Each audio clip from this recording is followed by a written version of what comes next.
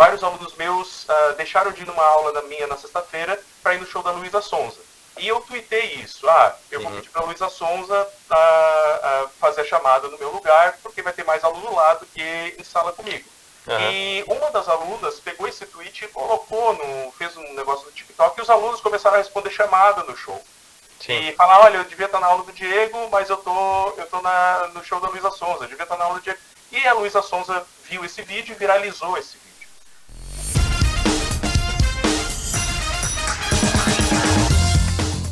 Muito boa tarde, ou bom dia, ou boa noite, eu não sei que hora você está assistindo a esse vídeo no canal de 60 Minutos. A gente está aqui na sexta-feira no rádio, deve ser por volta da 12h15 por aí. É uma entrevista que eu gravei durante a semana para poder aproveitar melhor esse conteúdo. E a entrevista de hoje é sobre algo que é muito discutido nos últimos tempos. Na época que eu estava na escola, que eu estava estudando, não via essa discussão. Mas hoje em dia é uma discussão que é muito importante, se mostra muito importante, principalmente porque a concorrência dos professores é muito grande. O assunto é educação criativa. Como é que se pode ser criativo na educação, principalmente para passar bem o seu conteúdo, quanto para concorrer com todas as distrações que a gente tem no mundo de hoje. E para falar sobre isso, eu trago o publicitário e professor, e agora integrante do Guia dos Professores Mais Criativos do Brasil, professor Diego Piovesan. Muito boa tarde. Boa tarde, obrigado pelo convite, Arthur. Diego, eu te conheço há muito tempo, a gente se conheceu dividindo corredores do... Era o Cental, o Centac? Cetal, lá na Unisul, né? Cetal na Unisul, na beira da BR-101, ele estudante de publicidade, eu estudante de jornalismo na Unisul em Tubarão, e eu lembro do Diego já criativo, desenhista, chamava atenção pelos desenhos, inclusive, e aí a carreira foi andando, passou por vários processos, hoje chegou merecidamente nesse posto de um dos professores mais criativos do Brasil. Eu queria que tu contasse quem é o Diego e como é que o Diego foi construído desde a adolescência, desde que era um estudante na escola, na faculdade, na universidade, até chegar hoje uma referência como professor. Legal, Arthur. Eu acho que as coisas são um degrau de cada vez, né? Eu sempre recebi muito estímulo na minha infância para desenhar ou criar coisas, assim. Eu nunca tive uma repressão sobre o que eu criava, o que eu desenhava, o que eu montava. Eu desde muito cedo, comecei a brincar de Lego, e o Lego trabalhar a minha imaginação dentro do processo, né? Quando eu entrei na adolescência, eu assim, poxa, qual é a profissão que eu posso fazer que eu vá continuar com esse prazer do desenho? E daí, aqui na região, a gente tinha um curso técnico de desenho industrial na SATIC, que era o mais próximo ali, nos meus 14 anos, que eu poderia fazer alguma coisa com isso.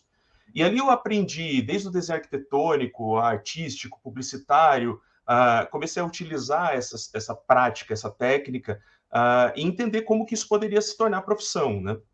Depois, na graduação, a mais próxima também, que eu poderia trabalhar com criatividade um pouquinho, com esses recursos, era publicidade e propaganda na Unisul, daí lá a gente teve esses encontros, e daí me formei publicitário, e desde a formação do curso técnico, ali com meus 17 anos, eu já comecei a trabalhar em agência como diretor de arte. Diretor de arte trabalha na criação de anúncio, de catálogo, de panfleto, de material publicitário, né?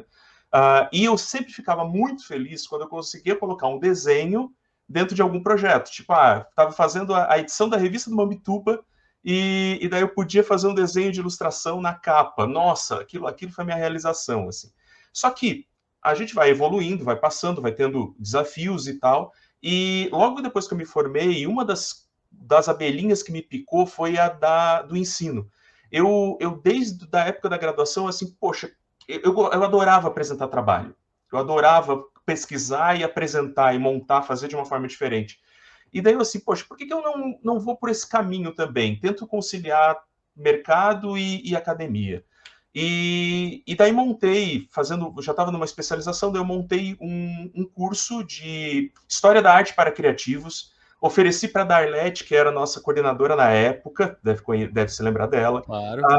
E a Darlete assim, Diego, vamos colocar na nossa semana acadêmica esse curso. Daí eu tinha montado um curso de uma noite. E ela assim, olha, eu tenho 3 noites disponíveis. Dá o teu jeito de fazer esse curso virar em 3 noites.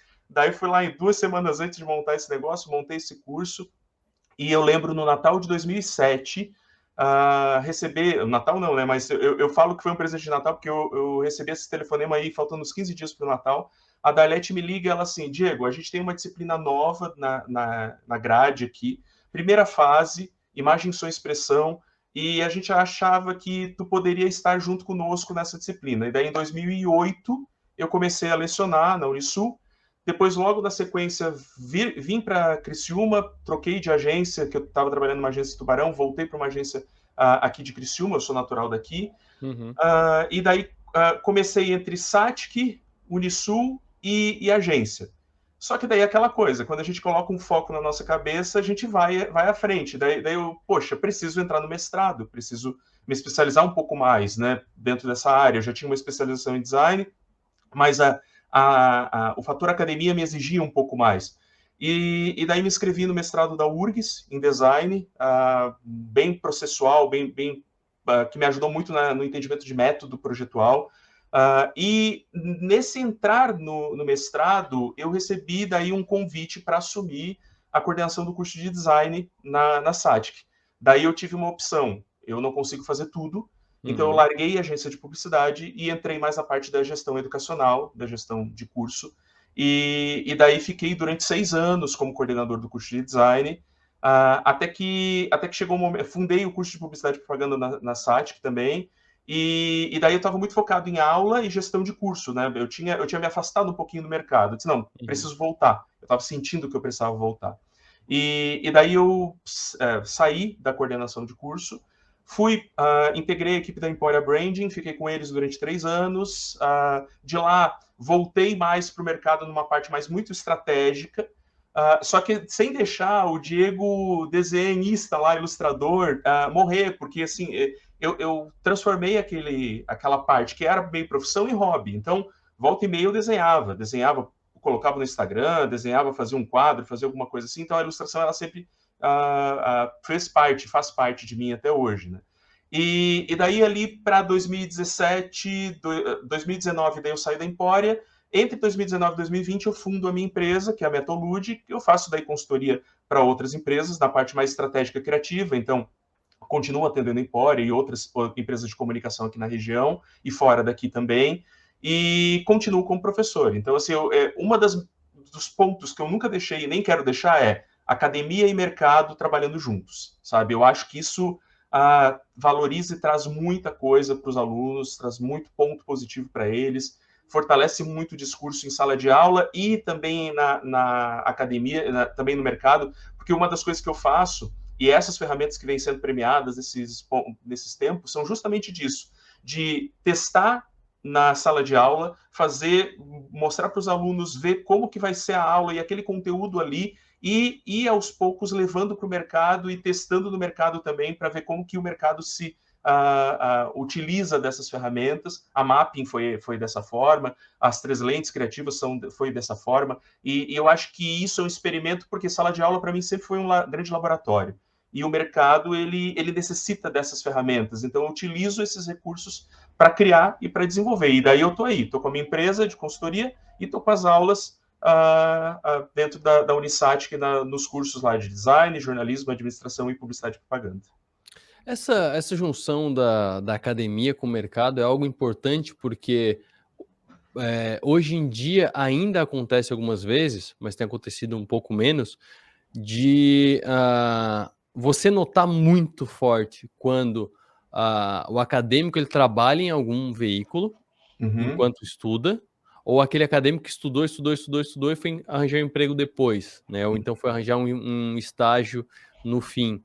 O jeito que ele aprende, o jeito que ele une as informações durante a graduação, estando no mercado ou não estando, é da água para o vinho, assim, é uma coisa absurda, né? Como é que é esse cuidado, na prática, assim, que medidas tu toma para não ter esse degrau quando a pessoa sai da graduação, chega no mercado e vê que boa parte do que ele aprendeu tem que ser adaptado, porque na prática a teoria é outra?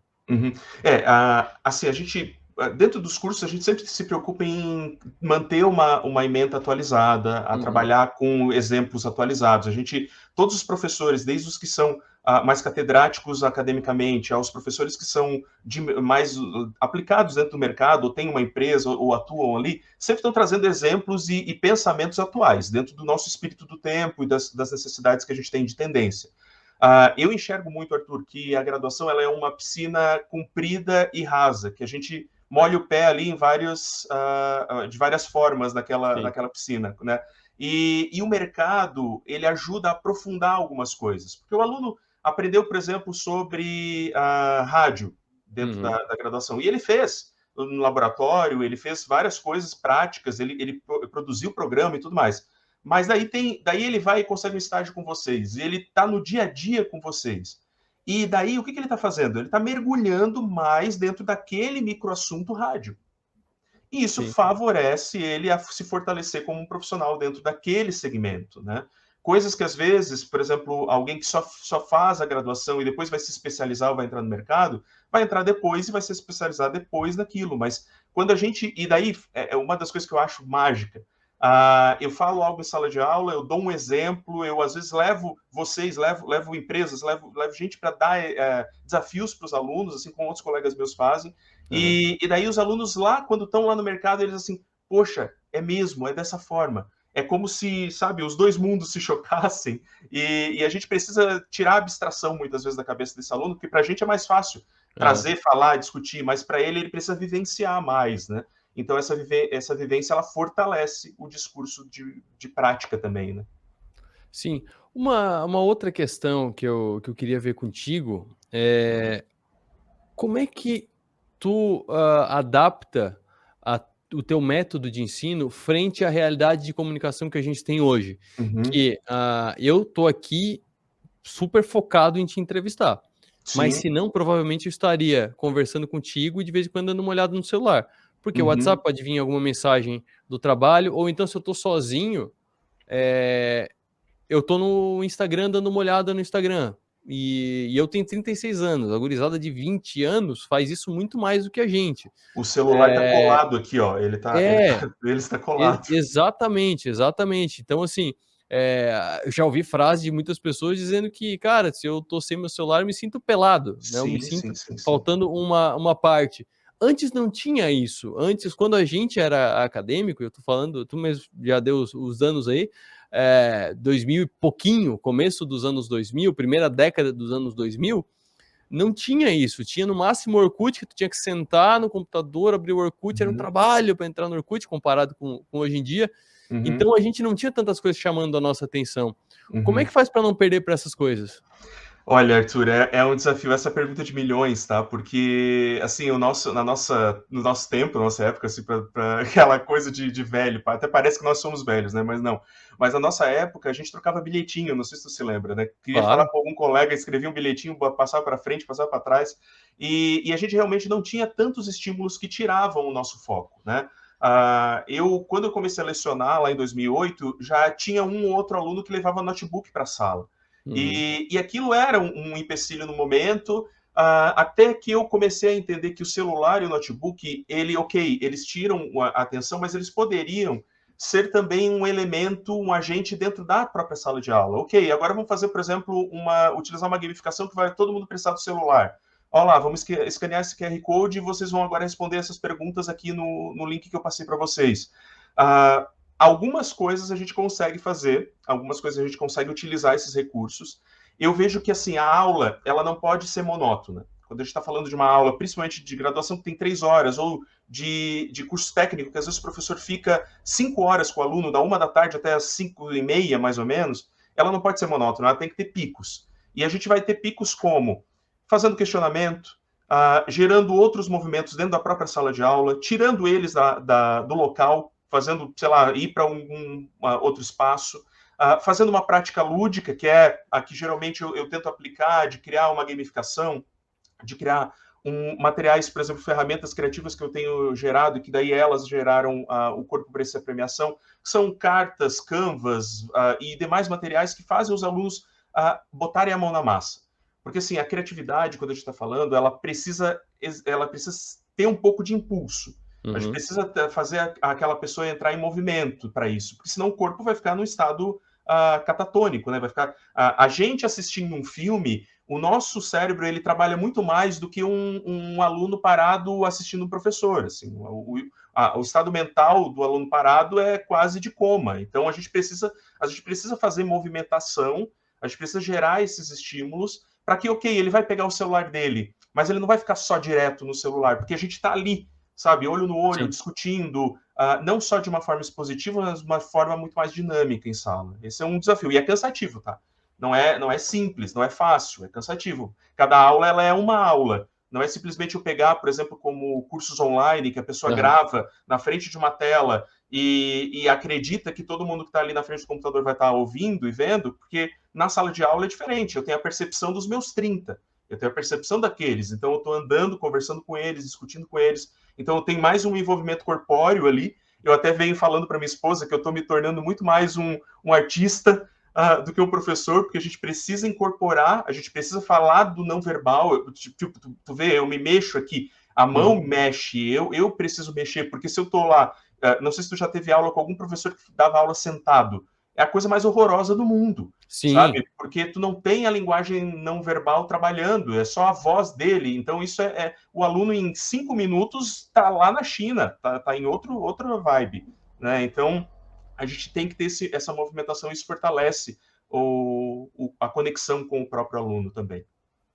Sim, me fugiu agora. Quem foi que me fugiu, mas já apareceu. Paulo Que bom. Cuenca. Eu entrevistei o Paulo Cuenca mês Ah, passado, se não me engano, e eu perguntei para ele sobre a influência da formação dele como cineasta, né? Ele é formado em cinema uhum, e ele é um dos grandes expoentes do marketing digital no Brasil, né? Ele mesmo disse que é muito mais que marketing digital, mas o marketing digital foi por onde ele estourou mais. E ele falou uma frase que resume muito bem o que tu falou agora, que é forma também é conteúdo. Ele sim, falou isso do total, cinema e total. tu falou agora, porque realmente a gente via o método anterior, o Uhum, professor sabia e você tinha que prestar atenção nele porque ele sabia e ele estava passando para ti, tu tinha que aprender o que ele sabia e te vira. uhum, uhum, E aí eu lembro que foi uma quebra de paradigma, aqui em Criciúma, transição dos anos 90 para os anos 2000, o Colégio Energia, que saía daquele estilo antigo, catedrático, de o professor lá. Eu lembro que no colégio que eu estudava antes, eu tinha que anotar do quadro ali, eles não estavam nem aí, estavam anotando o quadro, até porque era ensino médio, né? Então uhum, eram mais velhos. Aí colocavam umas pitadas de duplo sentido. Aí tinha os professores mais enfáticos, tipo Clóvis de Barros Filho, não que ele tenha me dado aula, né? Seria uma honra, mas seria daquele uma estilo, honra. que ele fala, e Sim. pá, e vai aqui, daí tu fez aqui, ô Léo, aqui, ó, tu tem cara de quem fez isso aqui. Então ele fazia Uhum. esse show, né? E muita gente questionava, eu lembro, muitos pais, inclusive, questionavam tá, mas isso aí é da aula? Esse não é muito entretenimento para dar aula? O que tu vê sobre isso? Tem que colocar entretenimento para chamar atenção para dar aula? Olha, eu acho que a gente precisa, em primeiro momento, entender os alunos. Aquilo Sim. que tu comentou do professor ser o detentor do conhecimento, eu vejo que hoje o professor é um mediador do conhecimento. Aham. Porque, assim, a informação está na palma da mão deles. Se o Eliel, se tu, se qualquer pessoa que está aí na rádio ou nos vendo e nos ouvindo, quiser pesquisar sobre, sei lá, mitologia grega, ela vai achar vídeo no YouTube, ela vai Uhum. achar sobre PDF, e-book sobre isso, ela vai pegar um livro. Só que como que ela transforma essa informação em conhecimento? O conhecimento é quando ela consegue aplicar aquilo, quando ela consegue Sim. discutir. E nós, professores, somos essa ponte. Então, eu Aham. vejo que a gente cria essa ponte, a gente precisa criar esses vínculos. E antes de qualquer coisa, Arthur, entender quem é essa nossa turma. Como Sim. que é essa geração? Eu estava montando um vídeo para a Perestroika, que eles nos pediram um vídeo agora para essa fase final da premiação. E uma das coisas que eu falei no vídeo é que nós, professores, a gente bebe da fonte da juventude. O que eu quero dizer com isso? Quando eu comecei a dar aula, eu tinha 23 para 24 anos, eu comecei muito Uhum. novo. E eu estava muito próximo dos meus alunos com a faixa etária deles. Eles tinham lá Sim. 17, 18, né? Então, Uhum. os vínculos de gíria, de fala, de palavra, de entender esse espírito do tempo, ele estava muito claro. Uhum. Só que o Diego já está com 38. Sim. O Diego envelheceu, os alunos não envelheceram. Todos os meus alunos ainda continuam com 17, com 18, óbvio que são outros, mas Aham. a relação geracional, ela é mutante, ela está ali, ela está se aprendendo. Imagina se eu, com meus 38, tivesse negligenciado todo esse fator dos jovens hoje. Então, Aham. assim, eu preciso entender que aquilo vai viralizar, ou aquela gíria é interessante, aquilo é importante. Então, além de conhecer o meu conteúdo e saber como eu ministro o meu conteúdo, eu preciso conhecer sobre minha audiência, sobre o meu público, sobre os meus alunos. Porque conhecendo sobre os meus alunos, eu vou falar a linguagem deles. Uhum. Eu vou discutir da Sim. linguagem deles. Eu não vou fazer dancinha de TikTok. Eu me nego de fazer de dancinha, mas eu sei que existe. Eu sei que eu Aham. posso trazer isso como exemplo. Eu sei que eu posso brincar com isso. Teve uma situação que eu acho que, se eu puder falar aqui, vários alunos meus deixaram de ir numa aula na sexta-feira para ir no show da Luísa Sonza. E Luísa Sonza estava aqui em Criciúma, e daí eles disseram, professor, a gente Sim. não vai, a gente vai no show da Luísa Sonza. Daí eu disse, tá, gente, falta, né, mas ok, depois vocês pegam conteúdo, tá tudo certo. E eu tuitei isso, eu vou Uhum. pedir para a Luísa Sonza fazer a chamada no meu lugar, porque vai ter mais aluno lá do que em sala comigo. Uma brincadeira, tivemos da Claro. turma com 30, tivemos 8 no show, mas foi lei 8 para 10. Aham. E uma das alunas pegou esse tweet e colocou, fez um negócio no TikTok, e os alunos começaram a responder chamada no show. Sim. E falar, olha, eu devia estar na aula do Diego, mas eu tô no show da Luísa Sonza, eu devia estar na aula do Diego. E a Luísa Sonza viu esse vídeo e viralizou esse vídeo. O que eu fiz? Eu fiz uma clipagem toda daquela semana. A minha disciplina era Storytelling Transmídia. Então, assim, poxa, tem tudo a ver. Eu Sim. peguei toda essa clipagem e eu fui explicando para eles o que era transmedialidade com os Uhum. conteúdos daquela semana. Desde o meu tweet até os respingos pós-viralização, que teve gente, obviamente, criticando eles e tal. Daí eu falei sobre fã, falei sobre hater, falei sobre essa relação da mídia, da transmedialidade, das várias mídias que se constroem uma narrativa. E eu fiz praticamente meia hora, 40 minutos de aula, que foi quase que uma revisão de todo o conteúdo, mas trazendo esse exemplo. Sim. Então, respondendo resumidamente agora a tua pergunta, o professor precisa compreender a linguagem do aluno para que a comunicação se torne mais efetiva. E eu acho que, entendendo sobre isso, a gente consegue gerar dinamismo, criatividade para as nossas próprias próprias aulas, né? Uma outra questão, antigamente, e é impossível não fazer essa comparação, porque não faz tanto tempo, como tu mesmo falou, a gente não tá velho, Uhum. mas a gente já passou uma geração. Uhum. Tu ia desempenhar algum papel, tu fazia uma faculdade. E ela meio que se bastava. Fazia faculdade para engenharia, para jornalismo, para publicidade, ela meio que se bastava, você já era um profissional pronto para o mercado. Aí depois fazia uma pós-graduação, talvez duas, fazesse mestrado, mas eram etapas lineares, digamos assim. Esses dias eu entrevistei o Carlos Piazza, que foi uma das atrações da Expo Mais, e ele falou que você faz uma faculdade já correndo o risco quase certo de que quando você terminar a faculdade o conteúdo já está atrasado, porque as coisas estão muito rápidas. Então a gente está num mundo em que você vai emendando cursos livres. Como é que a pessoa faz uma gestão disso? E agora eu estou invertendo o balcão, não estou falando mais do professor, estou falando da pessoa. Sim. Como é que ela faz? Porque se deixar, a pessoa passa o dia estudando, faz 4 cursos de uma vez e vai fazendo. Como é que faz para incorporar na vida cotidiana essa nova dinâmica de estudo? Tem um termo até que se chama lifelong learning, né? A gente nunca vai Isso. deixar mais de aprender, sabe? A gente precisa aprender, a gente precisa aprender a desaprender para aprender de novo, porque a nossa cabecinha às vezes não vai coletar tudo isso, né? Existem conteúdos dentro da universidade que eles são atemporais, e eles são necessários, eles dão fundação, né? A gente entender sobre a história do jornalismo, a gente entender sobre fatos e problemáticas que aconteceram em épocas distintas para a gente não repetir aqueles problemas. A gente entender naturezas básicas de algumas teorias, elas são hiper necessárias, só que a gente precisa compreender que o mercado ele muda, o ambiente muda, né? A sociedade muda, a cultura ela se altera. A gente tem um ambiente pós-pandemia que nos trouxe outras formas de ver o mundo. E eu acho que é ser inquieto, Arthur. É entender que o profissional hoje, o ser humano hoje, ele precisa ser inquieto. Porque a gente, ok, tem a informação, a gente pode se atualizar e a gente vai ler alguma coisa, a gente vai ver alguma coisa, mas ter essa inquietude para a gente saber quais caminhos que a gente pode se fortalecer. Eu terminei o meu doutorado em 2017 e eu fiz um outro curso bem pequenininho de 2017 para cá, eu já estou sentindo muita falta. Assim, nem todo mundo é autodidata. Nem todo mundo consegue pegar um livro, destrinchar aquele livro, entender aquilo, ou ver uma videoaula e fazer um curso e já entender como aquilo se aplica. Então, às vezes, a gente precisa de estímulos externos.